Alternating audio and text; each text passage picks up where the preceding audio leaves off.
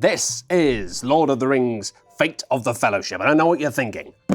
Do I really need another Lord of the Rings game? And the answer with this one, unfortunately, might be yes.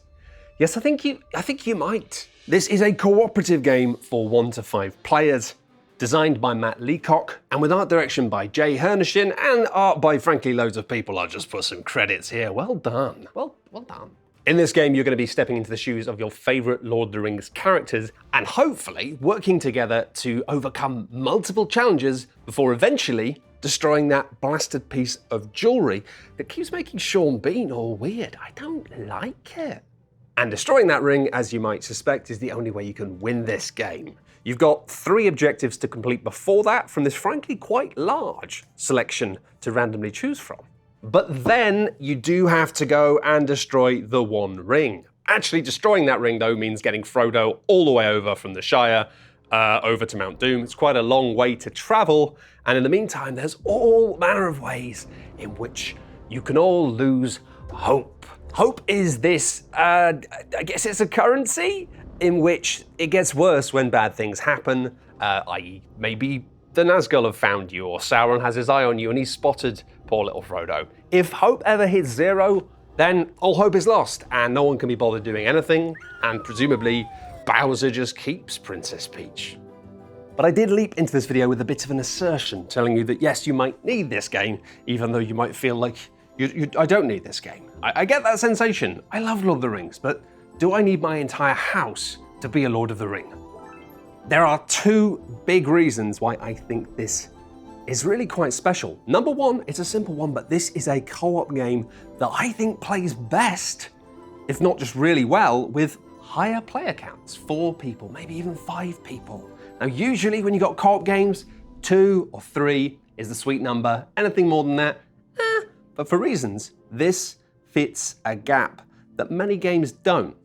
The second reason, and this is quite an exciting one, you might remember from a long time ago our review of War of the Ring, a heavy, asymmetric, multi-hour long simulation of the Lord of the Rings and the war for Middle-earth.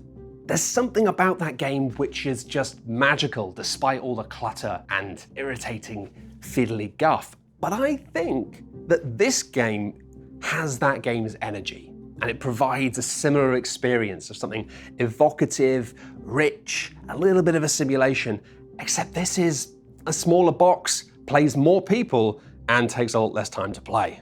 There's 2 pretty chunky reasons before I jump into the review. I'm not gonna lie, I think they're pretty good ones. Oh, and there is a third reason that I'm not gonna mess around with.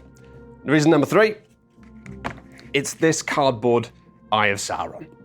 I am not mucking about when I say that this frankly deserves a Nobel Prize in cardboard.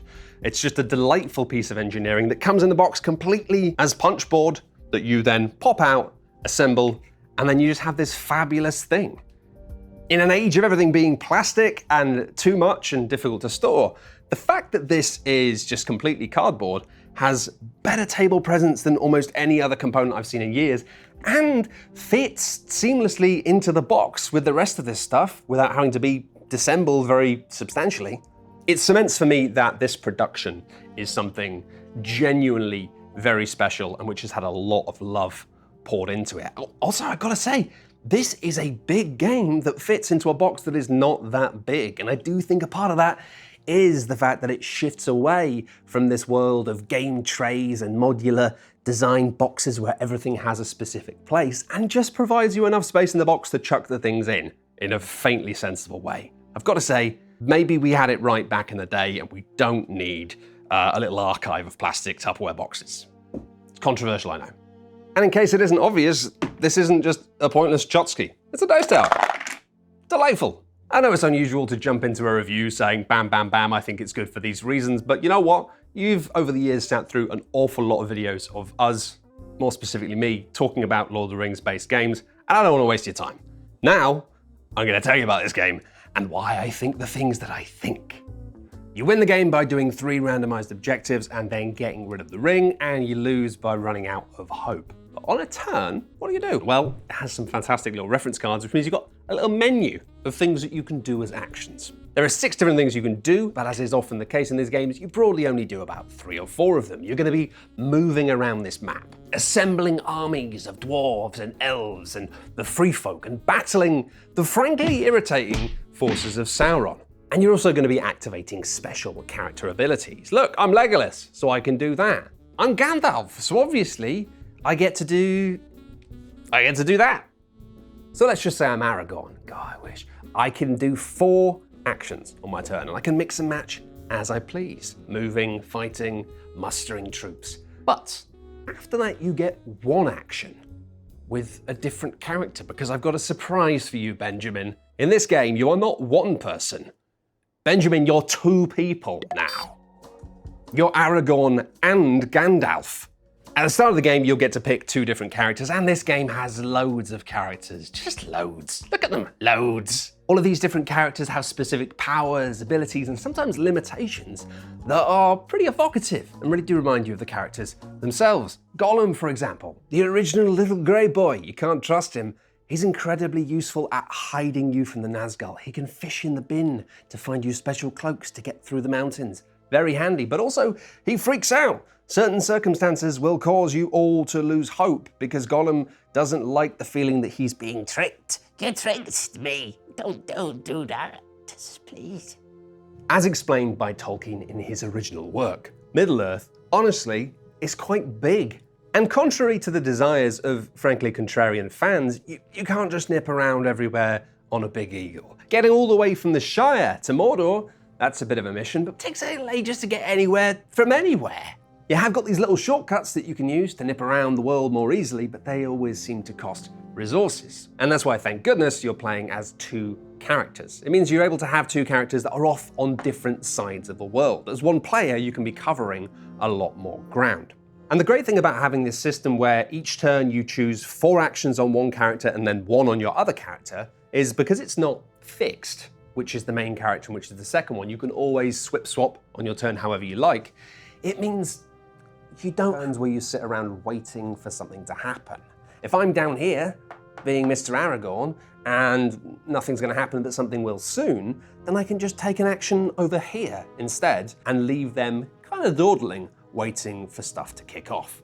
Each player is going to have a hand of cards, which they're going to be able to use as resources for both of their characters. These cards have symbols on, and you can spend cards to do all sorts of things, activate specific character powers, re-roll dice that you just don't like. I don't like that. All of these things are really useful, but crucially, you're also going to need to build sets of matching cards in order to do more meaningful things around the table. You'll need a bunch of sword symbols to spend all at once if you want to take over an enemy fortification. Maybe you want to take back Dol Guldur, or rip the reins from Isengard away from that annoying man. Even more crucially than that, if you want to use some of these shortcuts, particularly the ones that get you into Mordor, then you're going to have to spend a lot of matching cards all at once, and more vitally than anything else, ring symbols on cards, very juicy. These are the cards you use to re-roll dice, but you're also going to need to have a whole bunch of them in hand at the end of the game in order to actually destroy the 1 ring. So don't spend too many of them, but also spend enough that you don't lose. Games. And vitally, at the end of the game, you need to ensure that whichever player is playing as Frodo, hang on a minute, Frodo's not 1 person, Frodo's 2 peoples. Frodo's character is actually Samwise and Frodo. Huge news, Benjamin. You're 3 people now.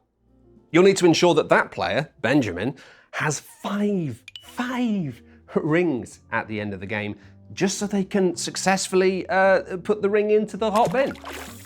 But what if you've got some ring cards and you could give those ring cards to that player? Well, maybe you could meet them in a location that matches the one on the card, and then as an action, you can give that card to that player so they can build a matching set of cards. This sounds a little bit familiar. Yes, there is some familiar funkiness here in the form of Pandemic. This is a game that uses the pandemic system. Weirdly, pandemic as a concept is less popular now because we had a pandemic and it wasn't good.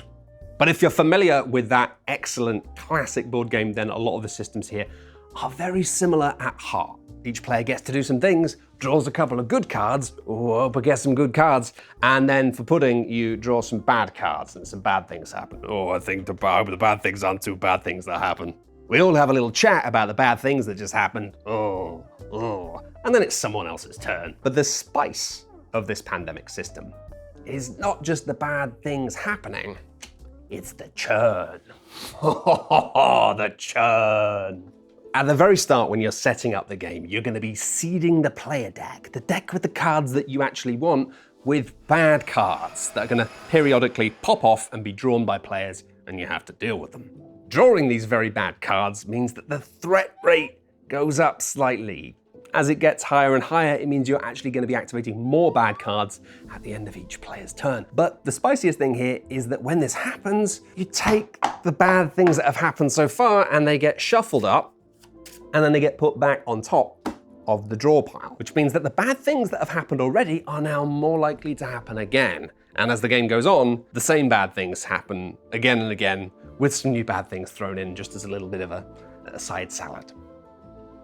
This drawing and then shuffling and churning up of problems is just a really cool system. It just means that tomorrow's problems are yesterday's problems, and today's problems will be tomorrow's problems too. If you've never played the original Pandemic, then the way these threat things work is pretty simple. You'd flip a card, it would have a location, and you put gunky cubes on that location. Each location could only hold a few before it would then burst out, expanding into nearby areas. In this game though, it's pretty different. There's no limit on the number of things, bad things that can be in any one space, and there are no gunky cubes. No gunky cubes here at all, apart from Gollum's gonads. Wasn't explicitly in the source material, but it was very heavily implied. Instead of disease, we've got orcs. Arguably harder to treat, but they're not contagious. Thankfully, rather than just appearing randomly all over the board, orcs only spawn in dedicated, assigned bad places. But unfortunately, unlike cubes, the forces of Sauron have legs and can move. Now this game's threat deck, it's a little bit tricksy. Each of these cards doesn't just have a location on it, it actually has two different things that can happen on each card, a top bit and a bottom bit. And each time you draw one of these threat cards from the deck, you're only going to activate one half of the card. You work out which half of the card by looking at the next card on the draw pile. The backs of these cards aren't all the same. Some of them have a little flag at the top, which means you activate the top bit on the card you've just drawn, whilst other cards have a little banner at the bottom, meaning you do the bottom thing now, please. Sauron, that got cut from the film for good reason. It's family film. When you activate the bottom bit of a threat card, you add new troops to one of these designated naughty areas on the edge of this board. And then after that, you do something bad. Maybe the Eye of Sauron moves to where Frodo is or tries to find him, or Nazgul fly to find him. Just bad things involving eyes and the Sauron friends. But the top of the card, that's where it gets spicy. Activating this upper half of a threat card means moving troops from somewhere to somewhere else. And if you look at the route pictured on the card, you'll be able to find the route of the same color on the board. And so you can see we've got these white lines on the board that are basically just for characters to move around, but then the colorful ones with arrows on them, players can still move their characters around through those routes too, but they each represent a route that could potentially appear on one of these threat cards and could potentially see a bunch of orcs coming from all the way over there to all the way up here, and that's a bad time. All these colorful routes mapped across the board, it's all very Ticket to Riders of Rohan. But really, this is a one-way network, a Metrolink of evil. When you draw one of these cards, you're going to go along that line and move each little nodule of orcs forward one space along that route. But unfortunately, just like real life underground rail systems, it is a little bit confusing and difficult to read. So we have to move some orcs along the pink line. The pink line? Which pink line? There's actually two different pink lines. It splits off halfway. We need to take the northern line down to Dol Guldur through the brown lands, and then we can split off onto the green, and we should be able to, you know what, actually, we can just get a bus to the Mirewood. It'll be fine. It's all a little bit fiddlier than I would have liked, and not as clear as it would have been, but it's not a huge deal. And honestly, I'm not sure how they would have done it better. This board is already very busy and adding more colors and textures and patterns. That's not it, Chief. Now, if you're a massive board game nerd, hello, me too, then you probably would have been listening to me talking about this root system and thinking, wasn't that implemented in Pandemic Fall of Rome, a previous Pandemic-y spin-off game? Kind of, yes. But in this, the implementation of these routes and units moving along these different tracks is way juicier. And the source of that juiciness all comes from these double-sided threat cards. They're really, really neat. I'm just gonna go into why a little bit more.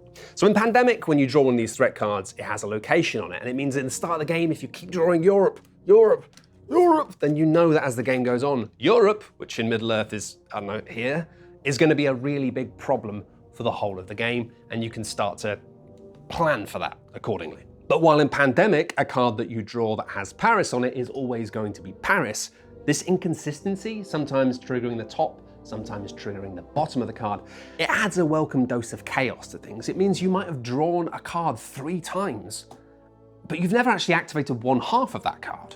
It just leaves you feeling safe in some ways that maybe you shouldn't. Now that's neat. I think the way this mixes it up and creates a puzzle that's a bit less knowable, a bit less visible, is a really exciting factor.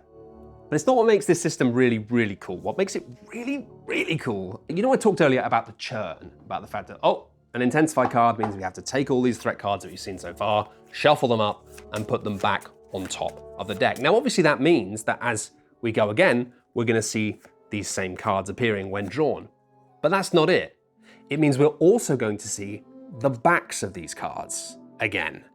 And that is where I think this system goes from being like, that's a neat addition, to being like, this is an absolutely fantastic evolution of a system which was already, I think, pretty genius. Because it's not just the locations and routes on the fronts of the card that's going to affect the shape of your game.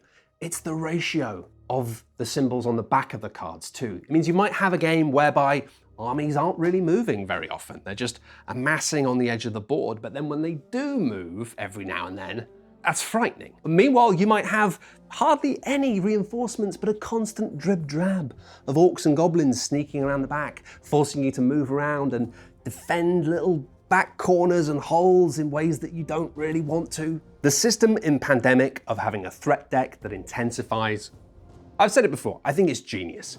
It basically has you as players performing a magic card trick without really knowing that you're doing it. You just do this stuff and then, this sort of narrative unfolds because of this programmatic system. This though, the breadth of the ways that things can shake out is so much wider, and it doesn't really add any new rules. It's not that different on the surface, but in terms of the effect it has on the game, in terms of the effect of how each game is forecast to look. Tomorrow we're expecting a light smattering of goblins throughout the afternoon, whereas next week looks like we're going to have a huge ball of orcs just rolling in over the eastern ridge. And I can appreciate if people are finding it hard to get excited about an iteration of a board game mechanic that's been around for a very long time, but I can't get over how clever this is and how neat it is. And the fact that it's adding all of this richness without any player overhead, no more admin, and also no new mechanics. Like most games would achieve this level of malleability by having a special deck of cards that you would randomly draw some things from that would change the setup or something like that. Now, the beauty of the fact that this doesn't do that and the fact that it just programmatically does stuff that changes the shape of the game is not just that it's clever, it's the fact that because you don't have any of that setup, it's a surprise to everyone playing the way things unfold. You just don't know what a game is going to be like when you start, and you only find out by playing. And in case I hadn't made it clear, playing this game is a delight. The evolving challenges that you face as players keep you on your toes, and achieving things, both big and small, feels incredibly satisfying. You know what? I'm just going to go over here and start a little fight, which is going to draw the attention of Sauron over here, away from Frodo. All I did was hit a goblin, but it feels good. And the way the Nazgul work is pretty neat too.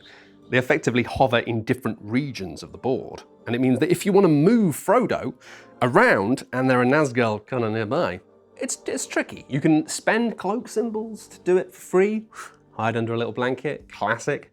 Otherwise though, you have to roll dice. And you're gonna roll dice, 1 dice for each Nazgul in the area that you're moving into, and 1 dice for each unit troop on the ground in the area that you're moving into. And you roll these dice, and it's bad. Bad things happen. It's bad. But it's lovely that you still have the space to take these risks, to think, you know what? It's not a good idea, but I can spend that card to do a reroll. Can we get away with it? Can we be cheeky? And the results on these dice aren't always bad. Sometimes they're fine, but often rolling a lot of these dice means you're just gonna lose a lot of hope, and that's bad. But God, the excitement of allowing you to do that, to make a move with Frodo that feels really quite dangerous and bad, but you feel like you might be able to mitigate it if it's not too bad. That's not too bad. But this wonderful dark tower and these cornucopia of horrible dice gives you enough of a sense of threat to make it feel equally magic when Strider turns up and sneaks the hobbits away, and you spent your turn doing something and everyone around the table goes, "Way!" because they understand the significance of it, both for the game and for the story. And this chunky selection of objective cards that the game comes with really adds a lot of flavor and spice to things. It means that you're not just doing the same thing each time, and a lot of these objectives involve specific characters, like you have to have Legolas in play if you want to do this thing. He wants to kill lots of people. Get you a boy with hobbies. But the fact you have these special event cards that let you do things, a gift from the elves, ooh. And combined with the fact that each of the characters has these unique little sensibilities and abilities, and these objectives sometimes being directly linked to the characters and the stories from the books and the films, there's enough breadth here that it does kind of give you that simulation-y feel that War of the Ring did. And this is a game that can give you those vibes with a lot less faffy setup, a lot less time, and you can play with 5 people. 5. As I mentioned right at the start, I do think this game plays best with more players. And partly that's because the world is really big and often the things that happen in it are telegraphed and a little slow to happen. You can see the things coming, but it's not going to come straight away. Because often the problem you tend to have with co-op games with more than 3 players is you have an idea of what you're going to do on your next turn, but by the time it gets back around to you, the board has changed so much that really you're just reacting. Every turn is tactical. There's no sense in individual strategy or giving you the ability to have some agency over what you're doing on the board. But in this, with the world being so large and with the characters being split up, it means that, yeah, things might change for the area around your character by the time it's your turn again, but not that much, not dramatically. And if it does change dramatically, then yeah, you probably should have seen that coming. The orcs could have done that, and the orcs can do, the orcs will do. To get around that though, it means you're gonna end up naturally teaming up with other players. And this is really fun because it means you might be like, okay, I'm Eowyn down here. Do you wanna come down with me? And then we can both tackle this area, which means surprises are softened because you've got fewer turns to wait before one of you can do something. But then the really cool thing about this, and why I think this is lovely with higher player counts, is the fact that let's just say you've dealt with the situation. Gondor's fine. Hey, we did it. Then it means you can look over to where your other character is. Let's say I'm Legolas out here in the woods, and I can say, hey, does anyone need any help over here? And immediately another couple of players will go, yes, and they'll tell you exactly what to do. And it's just really fun. Like, you don't have to have this sense of having a complete idea of everything that's going on across the whole game, across the whole board. You can just focus on one thing, working together with a couple of other players, and then when the need comes, switching over and being like, although actually, does anyone else need anything more urgently? And sometimes they will, sometimes they won't. It means that when you are playing with a higher player count, you just don't have turns where you don't have anything to do. It doesn't get to you and you're like, well, I guess I'll just sit here, because there's always gonna be something to do between one of your 2 characters. And if there isn't, then you spend your whole turn moving one of those characters closer to somewhere where next turn there will be. You combine all of that with the fact that these 3 initial objectives that you get at the start of the game, you don't have to do them in order. You can be working on them simultaneously. And it means that you naturally just split off into little groups. And often you're like in two different teams with your different characters. And you end up getting this enjoyable overlap of going, oh, cool, these two characters from the story are working together. But also, it doesn't feel like a game where you're all talking as one table about what to do. You just naturally split off into fun little teams. It's neat. And because a bunch of these objective cards involve one character specifically, it means that if you got them in play, specific players get to have a little moment. They get to have a bit where they do something. And that's really cool. And what I like to do as part of the setup for this is rather than giving out characters randomly, I just ask people, what's your favorite character? Get everyone to choose one favorite character, give them that one as a starting, and then a random one for the second one, and then just sneak in an objective, being like, all right, we're gonna put an objective in for you, because I know that you're gonna have a fun time with that. Nothing lovelier. It's like making your friends a meal, right? Is setting up a co-op game in a way that you know they're gonna have an exciting little personal time, and it's gonna be good. What's better in life? What is better in life? Because each player is brain juggling two distinct characters, this isn't a game that becomes too prone to players backseat driving or quarterbacking, trying to control the whole game and telling other players what to do, because there's just a bit too much to keep your head in. And also because you have your own favorite character and you have your objective and you're doing that thing, I kind of feel like at that point, there's an element to which this isn't just a collaborative puzzle. And if you're gonna get in the way and try and stick your oar in while someone else is having a special time with their favorite character, then at that point, it's not really quarterbacking, you're just being a dick. And sure, at this point, I am very aware that this is a very glowing review of the fate of the Fellowship. I 100% recommend this game. I think it's fantastic. I think it is a really tight, concise, well put together box with so much love, so much care. It's a brilliant experience in a brilliant package. But I've got a bit of a problem I've got to talk to you about, and that's that for the same reason I think this game thrives with higher player counts when played with 4 or 5. I think sometimes it stumbles when you play it with just 2 people. With just 2 players, 4 characters across the whole map, it means that you do end up having to run around the board in a bit more of a slapstick fashion, which is less fun than having this sense of like, I'm in this area dealing with this problem. And also for the same reason that it works really well with 4 or 5 players, because of the fact that the board state unfolds at a slower pace, a more knowable kind of trudge of the orc armies coming towards you. In this, it means that that slowness means that you look at it and you go, oh, I can't really leave here because there's orcs gonna turn up next turn. It seems pretty inevitable it's gonna happen soon. So you do just sit around more. You do have turns where you think there's not really anything meaningful for me to do right now, which is not the vibe. It's not what you want. And the final problem is this beautiful threat deck that I've talked about that has this sort of 3-dimensional element to it that means that the game can shake out in a whole bunch of different ways. Brilliant. But with 2 players, I think that because of the reasons I've talked about before, this additional variance, this additional possibility means that you do sometimes have 2-player games where things just kind of drag out and you know you're sort of screwed and the game sort of spins its wheels and you get stuck, knowing that you're probably not going to win, but not in a way that's terribly exciting. But I must be clear, it doesn't always shake out like that. I think the variance baked into this means that there's a chance of that happening. It's just reliably better with more players. But you know what, that's fine. There are already so many amazing 2-player co-op games. Most co-op games are best at 2. So welcome to the family, Fate of the Fellowship. You're now my favorite co-op game to play with more than 3 people.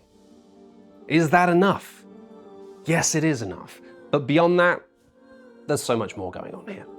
I don't know if this is gonna replace War of the Ring in anyone's collection, all right? That's a specific thing for a specific kind of beautiful day. But if you're the kind of person who always liked the look of that and loves Lord of the Rings and imagines that kind of evocative, like, ooh, shared experience of storytelling in the world, this is superb. This is perfect. It is one of the coolest games I've played in a while in a really understated way. It's very obvious that I really like this game, and gosh, this tower is brilliant. If you've enjoyed this video, then please do the things that people do on YouTube to show that they enjoy videos. Click the buttons at the bottom, write a little comment, give us a subscribe. Do it. Thank you very much. Goodbye.